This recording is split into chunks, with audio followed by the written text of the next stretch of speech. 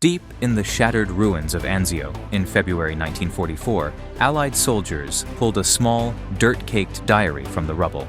Inside was a single, chilling entry, one that would go down as one of the most stunning intelligence finds of the entire Italian campaign. The German officer who wrote it was no green recruit. He was a hardened survivor of the Eastern Front, a man who had stared down Soviet tank armadas at Kursk and lived through the frozen slaughter of the Dnieper River. But when he put pen to paper this time, he wasn't writing with the usual Wehrmacht arrogance toward Americans. He was writing in pure, unadulterated terror.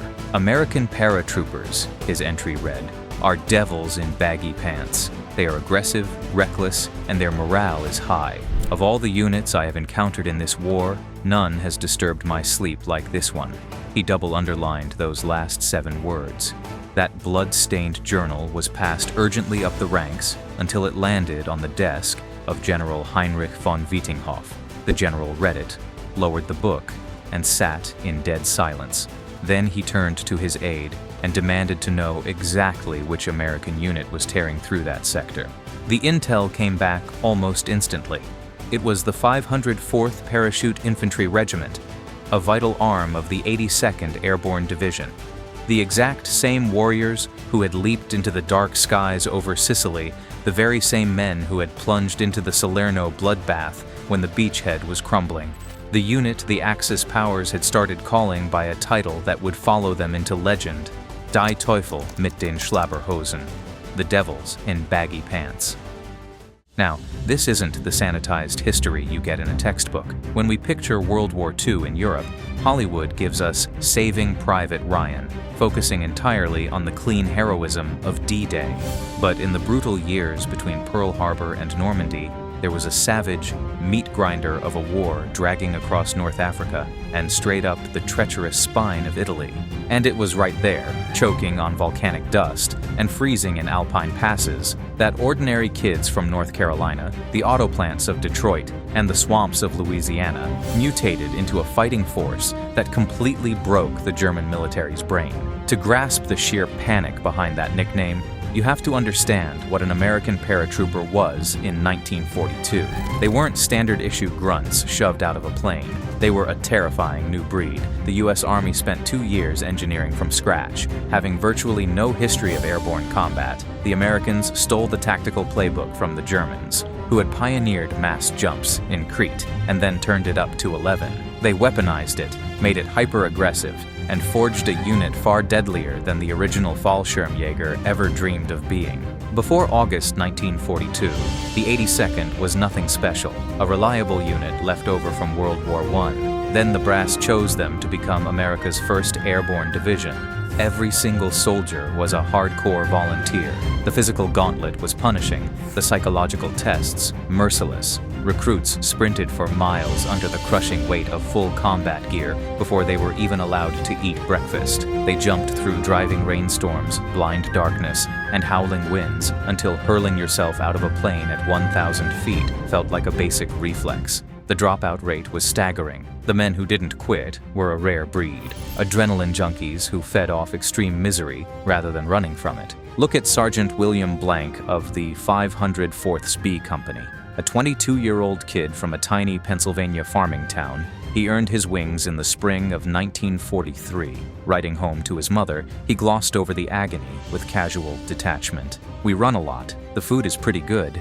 I like the jumping part." What he left out was a near-death experience on his final qualifying drop. His backup chute popped open mid-exit and snagged him. With only 800 feet of sky left, he sliced it away and manually ripped open his main canopy. He slammed into the earth, snapped 2 fingers, walked to the medic to get taped up, and was standing in formation the next sunrise.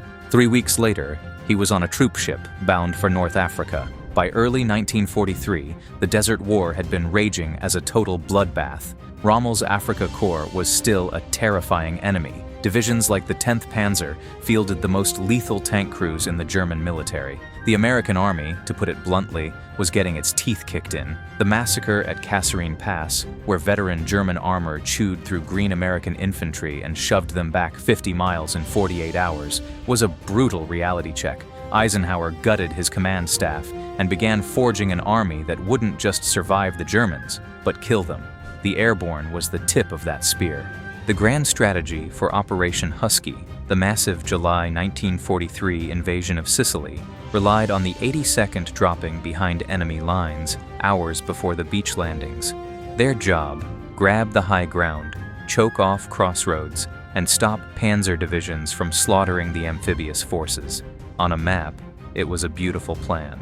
In the pitch-black skies over Sicily, it devolved into an absolute nightmare.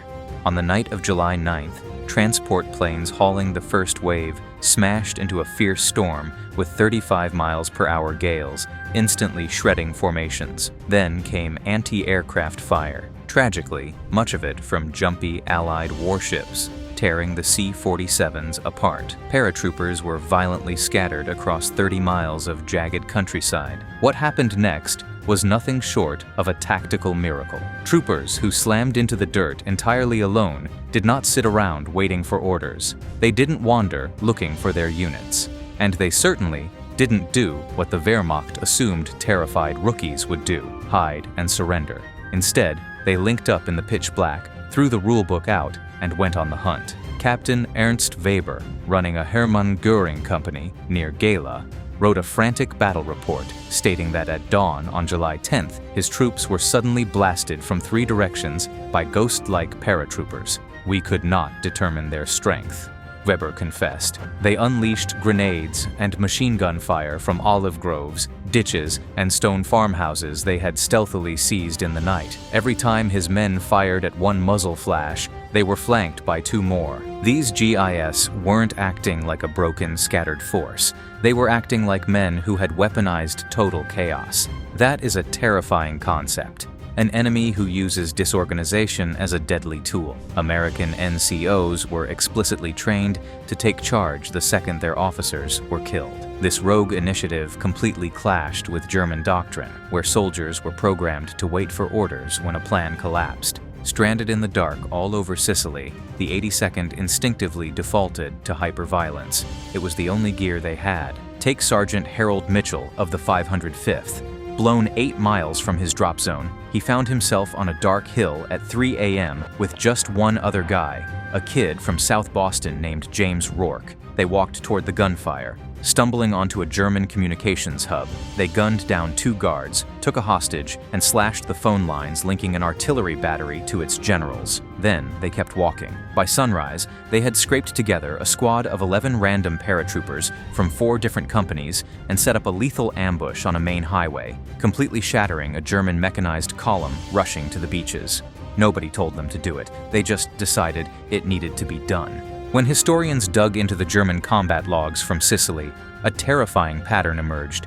Tiny clusters of paratroopers, sometimes 3 guys, sometimes 30, would appear at critical intersections and ammo dumps, hit like a sledgehammer, melt into the shadows, and strike again from a totally impossible angle. German commanders filed report after report, complaining it was mathematically impossible to figure out how many Americans there were. Colonel Hans Joachim Schmalz fired off a dispatch on July 12th that is now legendary. These Americans are not fighting like infantry. They are fighting like hunters. They choose their ground. They strike where we are not. They make the ground itself their weapon. That wasn't a bitter complaint. Schmalz was a hardened killer who had fought from Poland to Africa. This was a chilling professional warning laced with respect and confusion.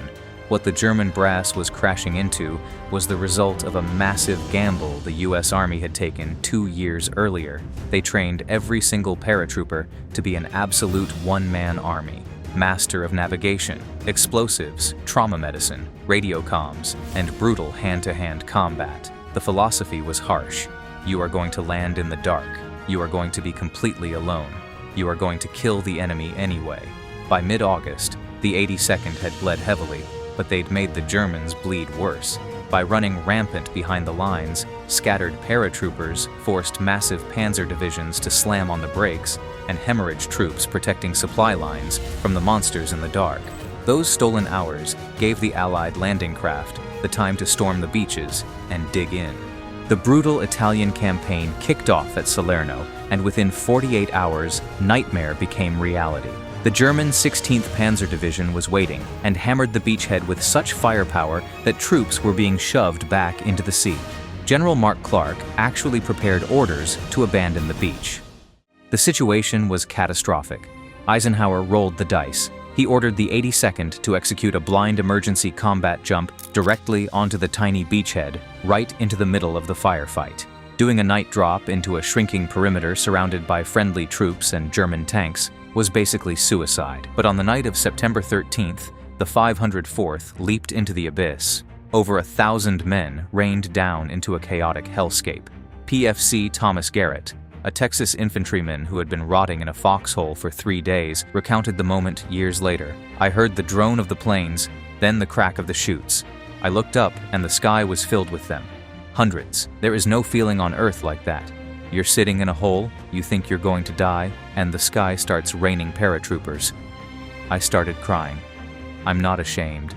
On the German side, Lieutenant General Rudolf Schirmer got the radio call about the drop. His response, forever etched in the division's war diaries, was 4 grim words: "Jetzt kommen die Teufel."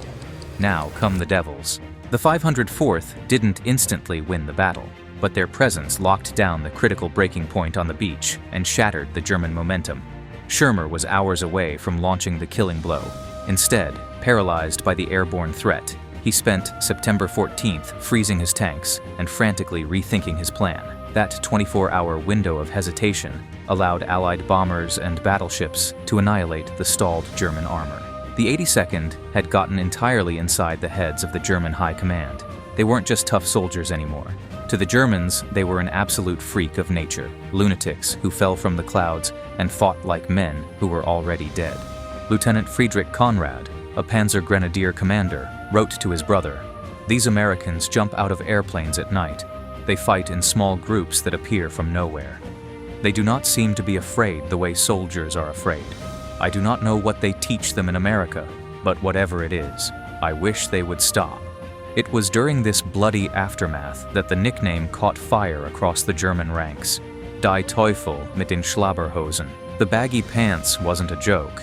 It was descriptive. American paratroopers wore specialized jumpsuits with massive, bulging cargo pockets. Tucked into their jump boots, it created an unmistakable silhouette. By winter 1943, whenever a German sentry saw that baggy outline creeping through a ruined village, their blood ran cold. That winter, the 82nd was thrown into the absolute meat grinder of Anzio, the amphibious landing near Rome that General Lucas botched so badly the Germans easily trapped everyone on the beach.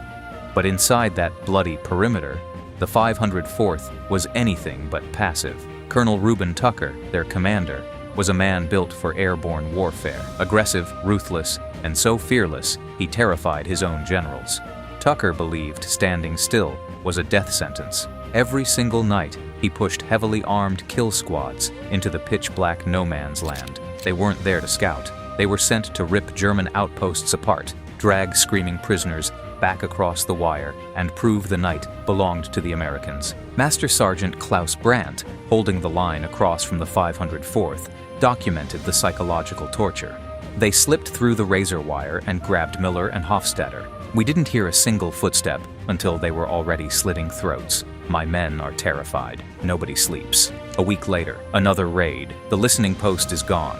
Schroeder is dead. The darkness itself seems to be taking orders from the enemy. The 504th's reign of terror peaked on February 7, 1944. A 20-man hit squad ghosted more than a kilometer deep into fortified German territory, surrounded an isolated command post, liquidated the guard detail, snatched 3 prisoners, blew the radio equipment to Kingdom Come, and vanished. All 20 made it back alive. The German after-action report reads like a horror story. The American assault force displayed flawless execution, impossible night navigation, and a level of violence that points to elite commando training. Our security lines were completely useless. Captain Walter Gericke, a hardcore Fallschirmjäger officer who had been jumping since Hitler invaded Poland, was tasked with evaluating the 504th. His report was a bombshell. The American 504th has achieved a mastery of night combat that equals, and in many cases overshadows, our own Fallschirmjäger. They have learned in 18 months what took our forces 3 years. Their speed of tactical learning is, frankly, alarming. When a battle-scarred Nazi paratrooper calls you alarming, you've become the apex predator of the European theater. By the spring of 1944, the 82nd's mythical reputation was literally acting as a psychological weapon. Axis units stationed near suspected 82nd camps automatically begged for reinforcements. German spies tracked the division like it was a nuclear warhead. When the 82nd finally leapt into Normandy on June 5th, German defenders were already terrified by rumors that the devils in baggy pants were coming. Normandy was an exact replay of Sicily. Winds blew planes off course, men slammed into the earth miles from their drop zones, and unit cohesion vanished in 5 minutes. And just like Sicily, the Americans reacted the exact same way. Rogue squads bumped into each other in the dark hedgerows, ignored the fact they had no officers, and launched blind assaults on whatever German bunkers they found. This wave of ultra-violence created a massive smokescreen of chaos across the German rear, castrating the Panzer counterattacks that should have driven D-Day back into the sea. The German 7th Army's war diary from 3 a.m. on June 6th captures the panic perfectly. American airborne troops confirmed everywhere. Strength unknown. Their drop patterns suggest a massive deception operation. They are attacking targets that make no tactical sense. We cannot determine if this confusion is deliberate or actual chaos. That is the ultimate flex. The 82nd was so good at fighting in anarchy that the Germans thought their accidental, disastrous drop was a genius-level tactical ruse. That chaos immediately started taking heads. Lieutenant General Wilhelm Fally, commanding the 91st Infantry Division, was killed in the opening out. Racing to the front in his staff car, he blundered into a random group of lost paratroopers on a dark road. They didn't know he was a general. They just saw a target and pulled the trigger. Fally became the first German general killed on D-Day, decapitating his division right when they needed to counterattack. That's the true power of the 82nd. They didn't just win firefights, they acted like a virus inside the German operational brain, destroying the command nodes required to run an army. In the grand scope of American history, the men of the 82nd who fought those first 14 months before D-Day don't get half the glory they deserve. Band of Brothers made the 101st the gold standard in pop culture, burying the 82nd's brutal Mediterranean campaigns in niche history books. But the German archives kept the real score. The captured diaries, the intercepted letters, the frantic after-action reports, they all paint an undeniable picture. Captain Weber's panicked reports in Sicily, Sergeant Brandt's nightmare diaries at Anzio, General Schirmer's paralyzed hesitation at Salerno, the Fallschirmjäger commander admitting the Americans were faster, better learners, and that dirt-caked diary pulled from the rubble, written by a hardcore veteran who had survived the darkest tank battles at Kursk and the Dnieper, a man who had seen the worst humanity had to offer and hadn't blinked. Yet, after a few weeks fighting the 82nd, this broken survivor wrote one sentence and double underlined it. Of all the units I have encountered in this war, none has disturbed my sleep like this one.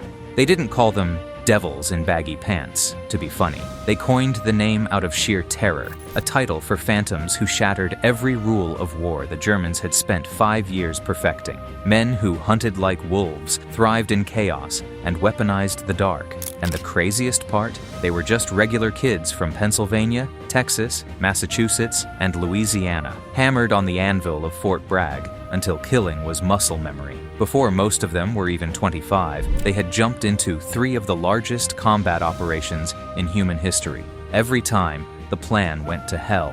Every time, they used that chaos to rip the German army to shreds. The 82nd Airborne is still standing today. They still jump out of planes, they still hunt the enemy, and they still demand that every paratrooper be capable of winning a war all by themselves. The camo is different, the guns are high-tech, the enemies have changed. But deep in the soul of that division, passed down for 80 years, is the exact same DNA that drove those boys out of the plains over Sicily in 1943. They were the devils in baggy pants. They didn't get that name for free. They bought it with blood, one dark night at a time, one slashed throat at a time, one burning panzer at a time.